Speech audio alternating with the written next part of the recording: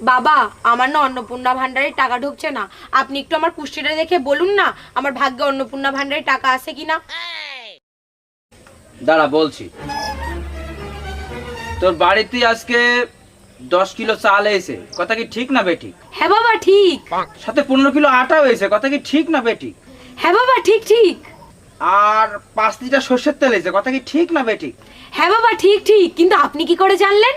তুই তো আমারে কুষ্টি দিসনি, তুই তো তোর বাড়ির রেশন কার্ডটা আমারে দিছিস। এনে ধর।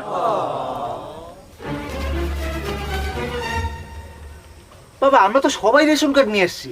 আসলে বাবা অন্নপূর্ণা ভান্ডারের ফর্ম ফিল আপ চলছে তো, সেজন্য ভুল করে এটা নিয়ে এসেছি।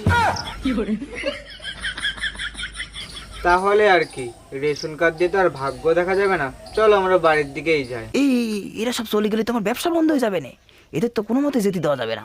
এই দাঁড়া দাঁড়া দাঁড়া দাঁড়া, তোরা আমার কাছে এসিস, আমার কাছে ভাগ্য দেখার জন্য কি কুষ্টি লাগে নাকি?